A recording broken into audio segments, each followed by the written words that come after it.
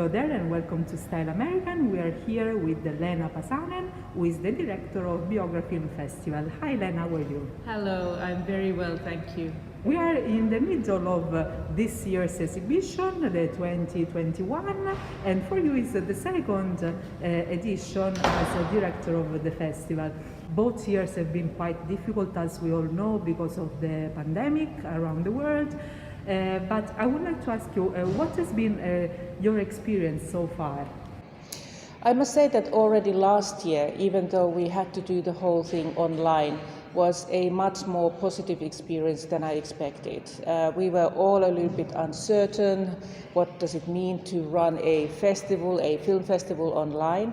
But together also with our partners and with this very skilled team that I have here, it was so much better than anybody could expect. We managed to have a big audience and also through the whole Italy, not only here in Bologna region. So that was something really, really nice. And we got a lot of requests from people that please do it online also, like when you are still doing the physical one. So this is what we decided to do. So this year it's a hybrid format. So we have the whole programming online as people requested, but we are also luckily back in the cinema and can meet the audience and can give the filmmakers the possibility of meeting their audiences. As we said, the pandemic has affected many industries, including film and film festivals, of course. Last year you demonstrated great courage, I have to say, and an immediate ability to adapt to the situation by bringing the festival online, as you were saying. So what did you learn from this experience, and what did you keep, we can say, in this year's edition?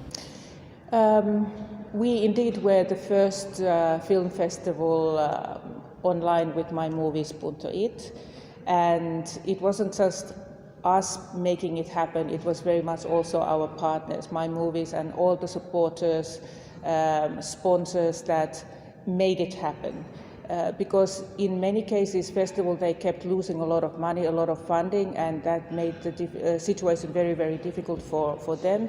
Luckily, our sponsors didn't leave us, and our supporters, like the Regione Emilia-Romagna, didn't leave us. So it was also for us a great sign that this is a festival that has been respected and is respected. The surprise to us was that people were able and willing to watch films online. The new technology does not seem to be something that they are scared, and I think that the whole pandemic is kind of pushing this kind of habit forward. So it's more and more useful for people to buy a ticket online instead of going to the cinema. On one hand, it's a great pity because we lose the sense of community, sense of watching and debating something together. But at the same time, it's it gives the possibility for a much larger group of people to come and see the selection that we have done. And we were quite surprised to see that over 70% of the audience online came outside of Bologna. Which meant that we received an even much bigger audience than usually. We also decided to try to keep the festival atmosphere in the sense that we didn't just publish a catalogue of films where you can go and watch whatever you want, whenever you want. Also online we kept this kind of structure of premieres. And last year we managed to offer the possibility for 24 hours that people can watch the film. This year it's much better. People can still watch the film 72 hours after the premiere. From the point of view actually of being in the theater, so say the on-site part of the festival, what did you enjoy more so far? Yeah, this is something that I've been thinking a lot because basically, thanks to the new technology, anybody can watch anything they want at home if they so wish. Of course, the quality of a big screen the quality of the images on that scale is different. And the films that we have selected are also works of art, artistically, visually interesting works where you can really fully enjoy them in that big scale. But the most important thing for myself is the fact that the filmmakers and the audience can meet. You can talk to the filmmakers, you can ask questions, and this is something very, very important. Going to the cinema instead of watching it at home also means that quite often it's a social event. It's something that you might do with your family members or with your friends. You go maybe to have a dinner afterwards, to debate, to discuss of the film, and this is also something that I don't know if there's any better hobby than that's and that's definitely something that we want to offer to the audience, and we seem to have a very loyal and fantastic audience here in Bologna. And talking about the selection of this year edition, we have seen a great attention to activism and also great attention to films made by women.